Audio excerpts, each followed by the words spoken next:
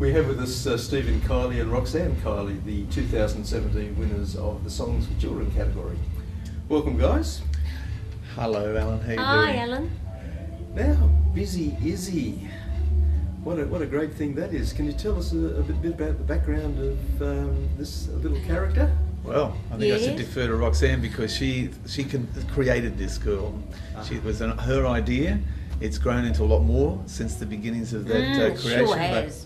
Yes, I just one day I was doing something completely different, as you do as a writer, and she just popped into my head, and I wrote the first book just in half an hour.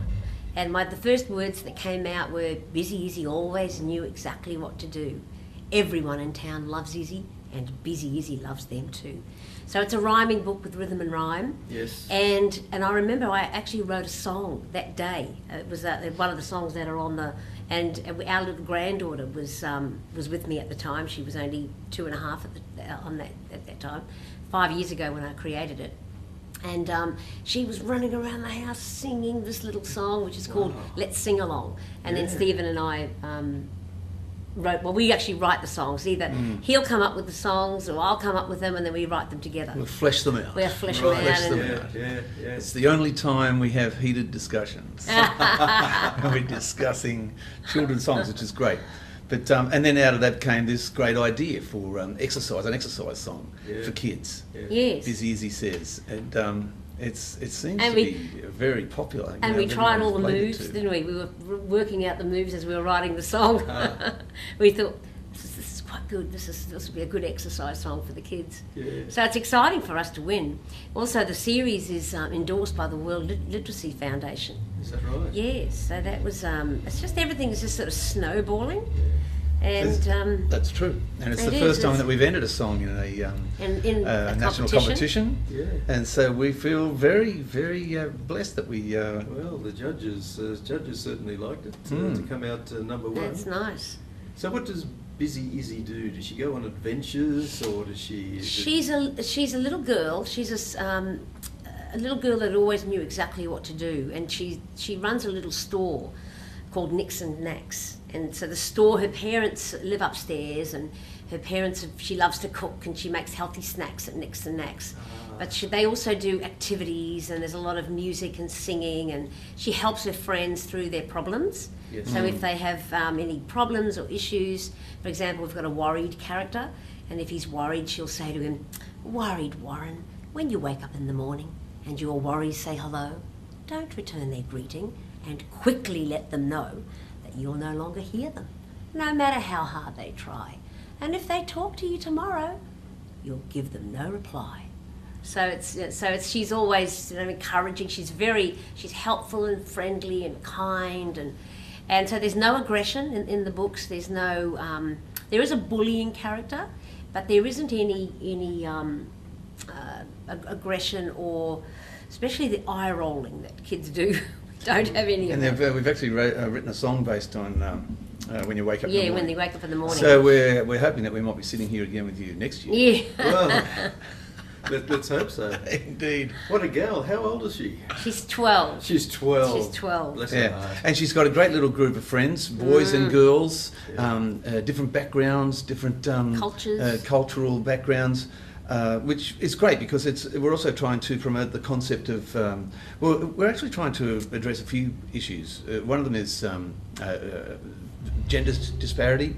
So this is one of the main reasons why it's a young girl who's the central character.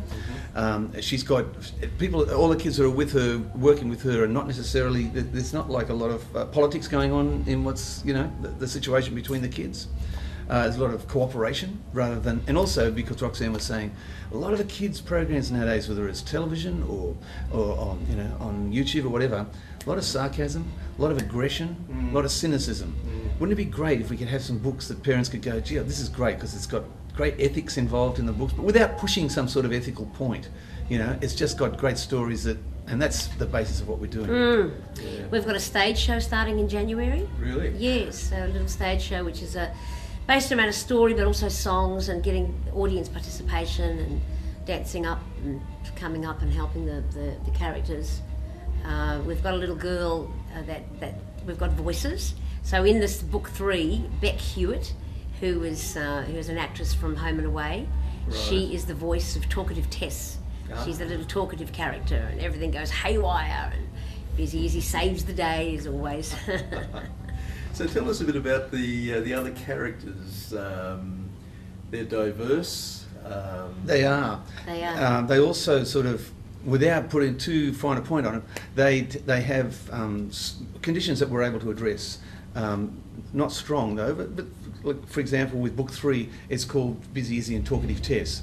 Talkative Tess is talkative, and so while we don't mention ADHD, we're sort of addressing that concept. So it's a great little story about how this girl gets too carried away with her talkativeness, and it gets her into a little bit of trouble. Yes. But Busy Izzy, well, we don't want to give away the book. We don't want to give away the plot of the book, but things will work out well. It comes out before Christmas, which is nice. Book 3, so this is book 3, and then and that's the thing. Beck knows a lot about this project, and she's been saying, I want to be involved. I'd love to be talkative Tess. And we said, okay, and we do narrations for the books, and we put it on either CDs or we have it online. And Beck said, put her hand up and said, I want to be talkative Tess. So not long ago we went down to Melbourne and actually recorded her doing her parts, and we'll incorporate she was fabulous. I don't know how she got her voice up that high, because in talkative Tess, we've got a song that sings, and then Beck comes in, she goes, anyway, I'd love my own show on TV with everybody listening to me. So and then the kids come in and go, talkative Tess. Yeah. So so that's the talkative character, and then because she's talkative, she climbs up on a little soapbox, which is the couch. And in Nix and Nax, Izzy has a little book nook corner and a comfortable chair.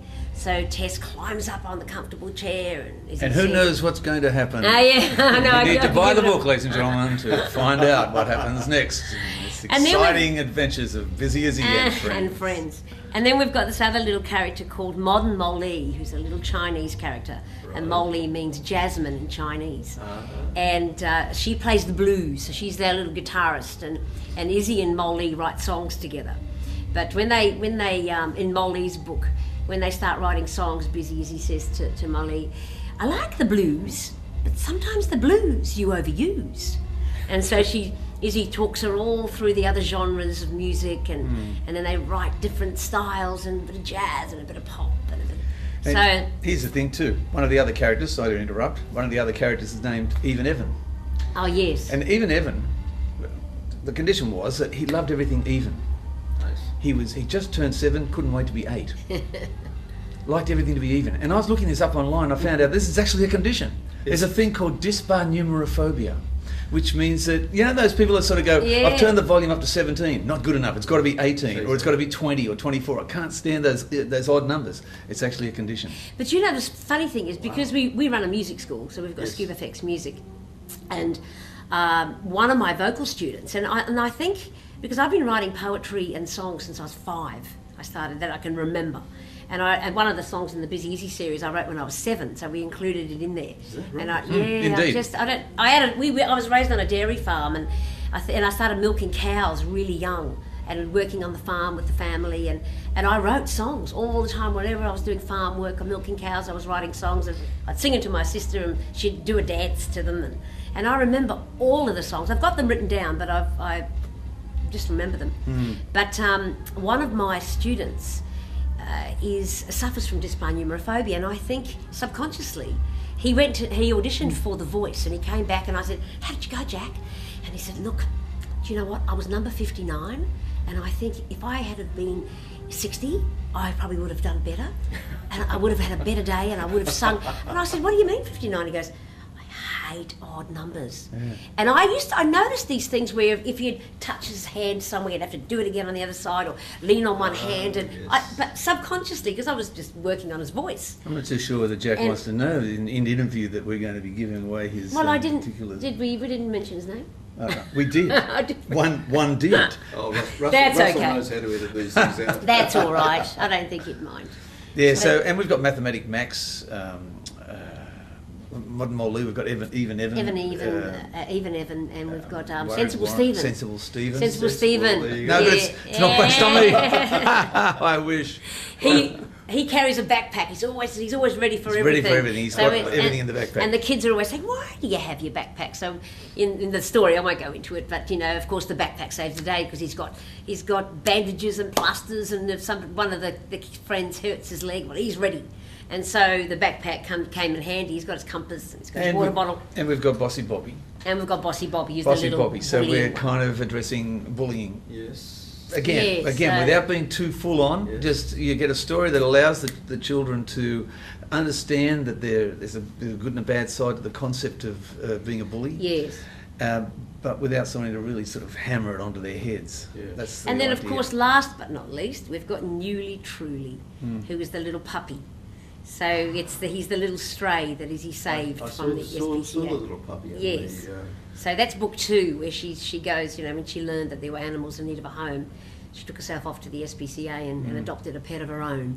Yes. And so there's a little secret. He talks. Oh yeah, we're not going to give that away. No. So he's a little confidant. It's all known. I hear nothing. It's just between us. So as you can tell, Alan, we live and breathe it. Yeah. And we're writing. We've just written another 9 songs. It's actually great to have a project to focus your creative talents on, because quite often you'll write songs, and a lot of songwriters that understand this, you write a certain type of song, but you won't be, unless that's your given genre, and you go, I won't write outside that genre. Like for example, you go, I'm country and that's it.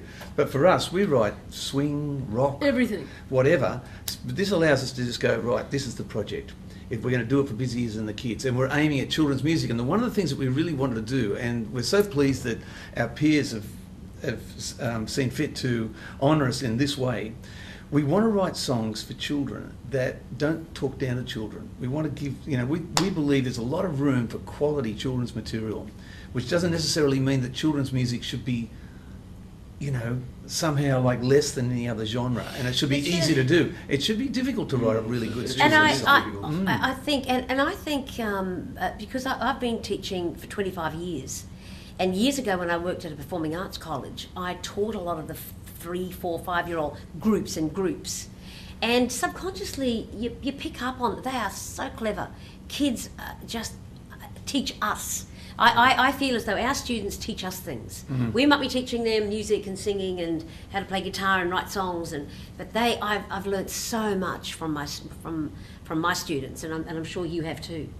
And they certainly keep you up to date. And so we've just recently, we're gathering a little bit of a group. We've got a marketing manager, and we've got another person on board doing some other promotional stuff, and we've got an educator. We've got an educational advisor, academic advisor, and we are writing lesson plans for the books, because we want to link to the national curriculum and the international curriculum. Wow. So this teacher, she worked in the UK for 15 years. She actually worked in what's his name? Yusuf Islam. Cat Stevens. Better known as Cat Stevens. So she worked at his school. He actually has a school in London. Does he? Yes. So she was one of his teachers, and but she's been teaching here for 5 years. So she's come on board the Busy Easy team, and she's writing all the lesson plans, and so to get them into linked to the national curriculum, which and we've already got. We don't have. I don't think it'll be difficult, because we've got schools already. I had a school that contacted me a couple of months ago to say that they bought the books. They are using them as part of their literacy and learning classes for year 1 and 2 already, and I went, wow. She phoned me, and I went, wow, it's exciting. And because not only do we have the stories, but we've got rhythm and rhyme, we've also got healthy recipes, we've got songs. So the healthy recipes, which it was funny, because when we were writing book 1, I said to Stephen, I'm going to put recipes in. And he said to me, really? And I said, yes, because she's making healthy snacks at Nix and Nax for her friends. But they're all healthy. They're gluten-free, dairy-free, sugar-free, no butter. And it's all to do with organic, coconut and buckwheat. But there's measurements. And so the teachers are saying, we love the measurements because we're using that as part of our science and mathematics. And I went, wow. And we're just writing these books and stories and songs. It's hard to believe this is a music interview. Yeah. Really. That's a fabulous story, guys. Thanks, Alan. Thanks for coming. We're in love with Busy Easy. Our and pleasure. telling us all about it. Now, Our where pleasure. do people go to buy the music? Well, one of the things you can do is, in this day and age, you can deal direct with us through our website, which of course is busyeasy.com, Right. which is BUSYIZZY.com. Or look for us on Facebook. Come and become a friend with us on Facebook. It's always a great Busy idea. Izzy and Friends. Busy Izzy and Friends on Yes. Facebook. Become a friend. But by the Become a same friend, token, you yeah, know, become a you friend. you can buy them online, Okay. and you know, Dimmicks and that sort of place as well. We actually brought in a nice big basket for the raffle. Yeah. Yes. So someone's going to get A nice little big cache- Busy Izzy get the water whole bottle, thing. cache of T-shirts, Busy Izzy books, stuff tonight. Oh, colouring in pages, activity sheets. Yeah. Yes, so. Good. I'll buy a ticket. Thanks, guys. Thanks, Cheers, Alan. Alan. Thank you. Stephen Kiely and Roxanne Kiely. Thank you very much. Without Busy Izzy.